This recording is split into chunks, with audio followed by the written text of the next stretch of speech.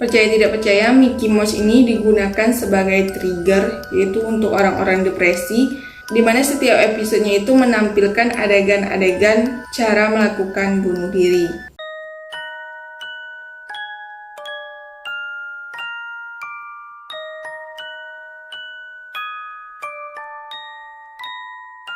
Assalamualaikum warahmatullahi wabarakatuh. Halo semuanya, selamat datang kembali di channel aku. Dan terima kasih banyak buat kalian yang sudah mengklik video ini. Jangan lupa kalian subscribe, serta jangan lupa kalian nyalakan lonceng notifikasinya, supaya kalian tidak ketinggalan cerita-cerita seram dari channel aku. Dan jangan lupa kalian like, komen, serta share. Di cerita malam ini aku bakal bahas tentang film kartun. Seperti yang kita ketahui, film kartun adalah tontonan yang sangat menghibur, apalagi karakter-karakternya yang lucu dan menggemaskan. Namun, siapa sangka di balik pembuatan film kartun ini ternyata mempunyai cerita kelam yang sangat mengerikan. Dan tak sedikit orang yang mengaitkan dengan teori-teori konspirasi dari terciptanya film kartun. Mickey Mouse pertama kali tayang pada tahun 1928, tepat 1 tahun sebelum kejadian The Great Depression. Nah, The Great Depression ini adalah depresi besar-besaran yang terjadi di Amerika Serikat dan setelah itu menyebar ke seluruh dunia internasional. Penyebab terjadinya depresi besar-besaran ini adalah turunnya tingkat ekonomi secara drastis yang membuat banyak orang depresi dengan kehidupannya. Percaya tidak percaya, Mickey Mouse ini digunakan sebagai trigger, yaitu untuk orang-orang depresi, di mana setiap episodenya itu menampilkan adegan-adegan cara melakukan bunuh diri. Pemerintah juga waktu itu semacam kayak menyarankan ke warga masyarakatnya gitu, kalau udah depresi, mendingan bunuh diri. Caranya kalian bisa nonton Mickey Mouse. Mulai dari zaman itu, Mickey Mouse ini digunakan sebagai population control. Terbukti, orang yang depresi tadi setelah menonton Mickey Mouse ini banyak melakukan bunuh diri. Hal itu bertujuan untuk mengurangi populasi dan meningkatkan kualitas ekonomi negara. Siapa sangka bayi-bayi lucu pada film kartun ini ternyata hanyalah hayalan dari tokoh anak kecil yang bernama Angelica. Angelica ini diduga mengalami sindrom skizofrenia, itu gangguan mental yang menyebabkan si penderitanya itu mengalami halusinasi, delusi, hingga kekacauan dalam berperilaku. Jadi bayi-bayi yang ada pada film kartun Rugrats ini adalah hanya hayalan dari si Angelica, dan itu memang hayalan absurdnya Angelica aja. Dimana waktu masih kecil Angelica ini mengalami trauma dan alhasil membayangkan bayi-bayi tersebut bisa berbicara dengan Angelica, padahal bayi-bayi yang ada di film kartun itu sudah meninggal.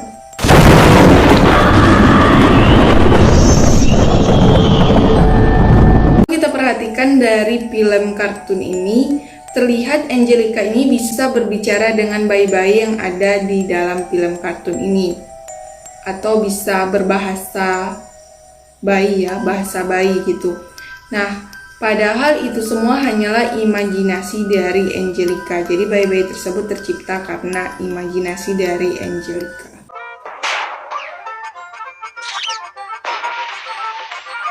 Terciptanya Tom dan Jerry ini adalah propaganda dari kaum Nazi. Ya, kalian tahu lah ya, kaum Nazi ini adalah tentara Jerman yang sangat mengerikan dan sangat kejam, di mana dia ini terkenal dengan membunuh umat-umat, terutama umat Yahudi. Nah, Tom dan Jerry ini ditayangkan pada tahun 1942, berbarengan dengan Perang Inggris pada saat itu.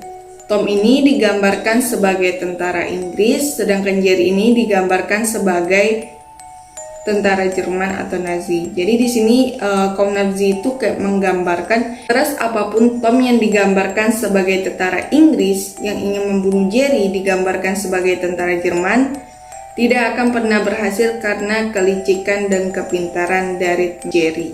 Mengandung sarkas dan digambarkan secara halus.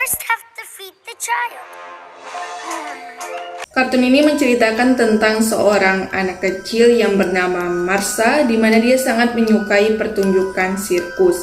Suatu hari, Marsha dan kedua orang tuanya menonton pertunjukan sirkus di sekitaran rumahnya.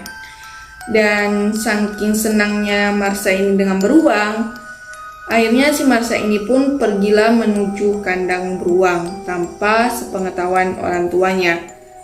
Namun, malangnya Marsha ini diterkam oleh si beruang dan ditemukan dengan keadaan yang sudah tercabik-cabik. Alhasil, orang tua Marsha pun menjadi depresi karena melihat kondisi anaknya yang sudah tidak ada bentuk lagi, dan akhirnya kedua orang tua Marsha pun meninggal. Nah, untuk mengenang arwah si Marsha, maka terciptalah kartun Marsha and the Bear, di mana pencipta film kartun ini sengaja membuat karakter beruang dengan Marsha ini tuh bersahabat. Aku suka sekali pekerjaanku. Hei Tuan Krabs, apa kabar bagusnya? Film kartun ini merupakan salah satu kartun favorit aku, di mana SpongeBob SquarePants ini katanya serial kartun ini menggambarkan 7 dosa yang mematikan. SpongeBob digambarkan sebagai nafsu, Gary sang pelihara digambarkan sebagai dosa ketamakan atau rakus, Plankton kalian tahu lah ya, digambarkan sebagai dosa iri hati atau dengki, Patrick digambarkan sebagai dosa kemalasan, Sandy digambarkan dengan dosa angkuh atau bahasanya tuh belagu gitu ya, sombong gitu. Squidward digambarkan dengan dosa kemarahan atau emosi, dan Tuan Crab digambarkan dengan dosa keserakahan atau kasarnya tuh maru, tamak gitu ya.